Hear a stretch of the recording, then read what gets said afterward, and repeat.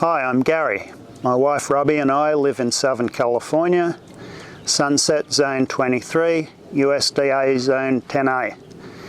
In this video I'm going to show a few alternatives that I use for wood chip piles. I've been bringing wood chips in for about 2.5 years. It's December 2017. This pile here I've been using to mulch under my trees here. I've got a ficus and some olive trees. Basically, I've been filling my trash can with my pitchfork. I picked up my pitchfork for about $10 at the swap meet. You can get pitchforks and mulch forks at Lowe's and Home Depot. Lowe's has mulch forks, Home Depot doesn't. Mulch forks have an extra tine, so they're actually better than a pitchfork. Anyhow, what I've done here is I've removed the material to make a loading dock. I've laid down a piece of plywood. Now this pile itself is fairly loose. It's not firm at all, but it holds position really well. So it's good for removing things off the back of my truck. Today I've got a dishwasher that I picked up in the trash. My wife found it and I ran my truck down there. I got it onto the truck using leverage and maybe a little bit of adrenaline. And to get it off the truck, it's a simple process. I'm just going to slide it straight off.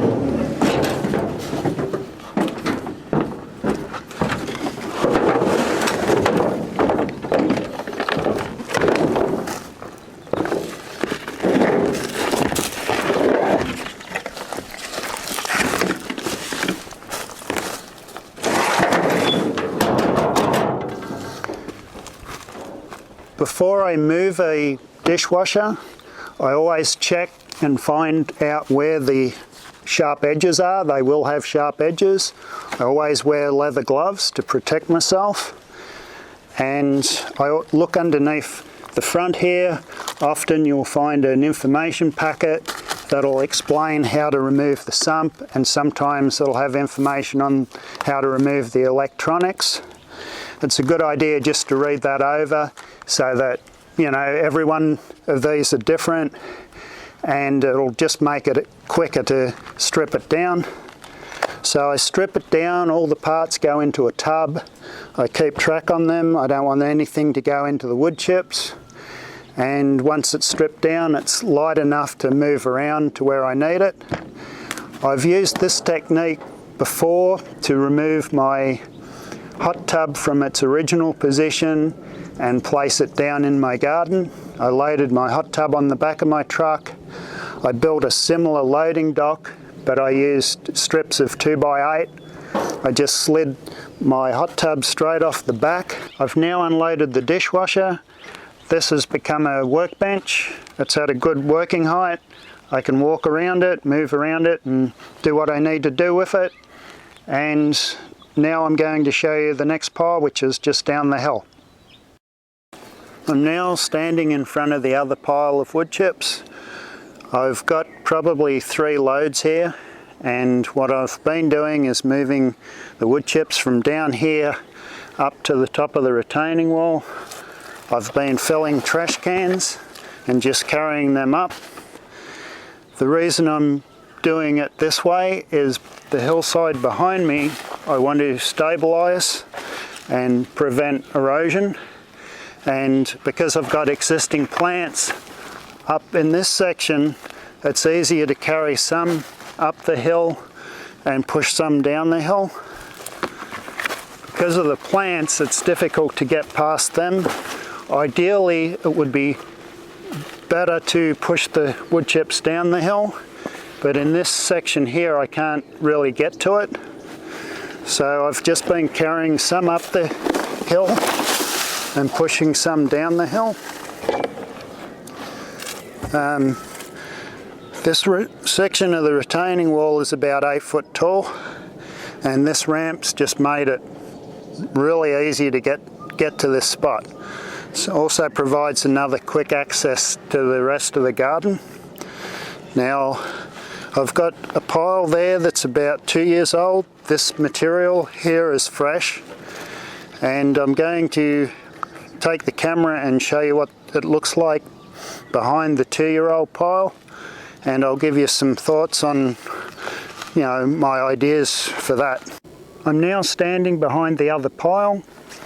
This section here is approximately 2 years old. It's about 4 foot tall, 4 foot deep. The newer loads I've had delivered on the other side of it, they've been taken up and I've been moving them up to the top of the retaining wall. This area here is pretty much broken down. There's very little leaf left in it. The leaf has turned into basically this rich humus material, which I've been sifting out, and what's left are twiggy pieces and pine needles. They'll take longer to break down. Those I just throw on the top there. It's got a lot of other qualities to it. It's very stable. It's formed a nice dense matrix. If I take my block splitter, very little material falls down, so it's holding its form really well. This wall here is very vertical. It's got soundproofing qualities. Sound waves are going to have a hard time going through it. It's also working as a wind barrier. The wind on a cool morning will come up over the top here, and if I'm down in this area you won't even feel the wind. Now the retaining wall absorbs heat during the day and releases it at night. The microbes and fungal are still working on this, so it's generating a small amount of heat, not as much as it was when I first laid it down. Technically I could just drop a dome over the top of it and turn this into a greenhouse, but what I'm going to do eventually, once all the piles are gone, I may leave this here and plant along here. I just want to monitor this just to watch it break down, and that really covers the piles that I've got here right now. So I used this pile as a loading dock, and now it's a workstation or a workbench. I've been using this pile of wood chips as a ramp to get up to the top of the retaining wall. I've been literally moving wood chips with wood chips, and this section here I've set aside. It's about 2 years old and it's breaking down pretty well. I just want to keep an eye on it and play the backyard scientist. If you'd like this video, feel free to give it a thumbs up. If you'd like to subscribe to our channel, feel free to subscribe to our channel. We'll be posting more videos, and if you'd like to see videos that we've already put up, you can go to Robbie and Gary, that's our channel. And thanks for watching, and don't forget to eat what you grow.